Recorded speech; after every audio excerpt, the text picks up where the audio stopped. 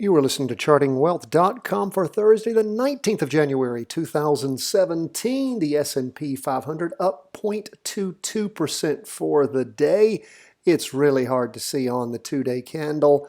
The market is really sliding sideways. This is our third forming spinning top. First was an open red box spinning top. Second was a closed red box spinning top. And this is a green spinning top. We still see the derivative oscillator losing energy, that is losing downward momentum, so gaining upward momentum, still not crossed over into the green, but it looks like it's getting closer. However, the PPO, the price percent oscillator, is actually distancing itself further from the signal line, heading down. So where are we in the market? We're in questionable territory. We still, all things being equal, the weekly chart is still in a confirmed up move. So all things being equal, the market should tend to move up. We do have more room for a downward move, excuse me, as far as our Bollinger Bands are, but we're just sort of in a holding pattern. We are waiting for the two-day chart to cross over on the S&P 500 going up. Then we are authorized, after a pullback on the 2-hour chart, to jump into an up move.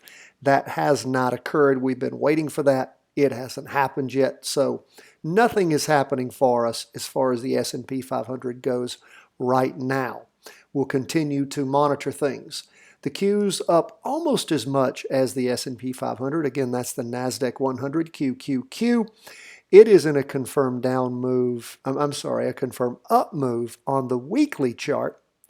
We also have the two-day chart in a confirmed up move. And we need to delve into our 2-hour chart. What are we seeing? Still hasn't crossed over going up. Not enough momentum for a play to jump in and ride that. It is your closest possibility this week. Continue to monitor. We do see derivative oscillator losing downward momentum, so continue to monitor the 2-hour chart to see if it crosses over and gives us a potential for an up play. Again, all these markets, the S&P 500 and the Qs, sliding sideways over the last many days. So continue to watch what's going on, and again, we will just see how things happen. I do encourage you to please, if you've not already been reading, make sure to read your Stock Traders Almanac 2017. If you don't have a copy, go to Amazon, get yourself one today. You need to pay attention to that and see what the markets historically do in mid-January after a presidential election. So important for you to see, be primed and ready to move. Okay, back to our two-day chart. We're going to take a quick look at what the bond markets are doing. We see our first big down move in many, many days on our two-day chart. Bonds down 1.27% for the day. Broke through our two-day trend line, although we still have an upward trend on the two-day candlestick chart. We still haven't come down. We haven't crossed over going down on the PPO. Derivative oscillator is losing speed and energy. Remember, bonds are still in a confirmed down move on the weekly chart until we get to the end of this week. If indeed we have a crossover, we will confirm it at that point. We do not have a confirmed crossover yet because the week's not out. So we'll continue to watch, but let's see if bonds have hit a bottom. Again, today's action doesn't bode well for that, but we'll see. Again, we'll continue to watch. Still haven't lost that upward momentum on the two-day chart. Haven't had a crossover on the PPO yet. Check out what gold is doing. Gold down 0.85%. So 0.85% for the day. Still above the two-day trend line. Two-day trend still going up. Derivative oscillator lost a little bit of energy. Let's take a look at what our 2-hour chart is doing. Crossed over going down. Let's take a look at that 4-hour chart and see. Not yet crossed. We will continue to monitor this 4-hour chart and see if and when it starts working for us. Again, remember, gold is still in a confirmed down move on that weekly chart. And all things being equal, the charts always tend to move in the direction of the largest chart.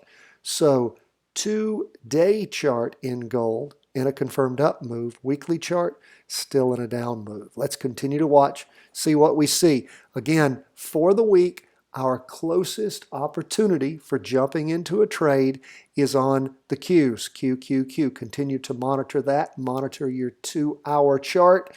See if indeed it crosses over going up at some point and gives you an opportunity to enter into a nice trend following confirmed practice trade. Remember, we're not giving you information about actually trading real money. We don't get paid for that. We're an education firm, not a stock calling service. It's disclaimers on everything we do. We want you to practice with us. Get good. Practice, practice, practice. Once you can do this in your sleep and you are good at it, then and only then, with everything you've learned over that time period, can you start making your own decisions, not based upon what we tell you, but what you've learned as you've practiced. Now remember, to get good at this, you need to fill out your daily market worksheet every single day. You don't have that? Do you have free stock charts? No. You can get all of those things plus our How to Read a Stock Chart video by simply going to chartingwealth.com, subscribing, and you will get an email every day.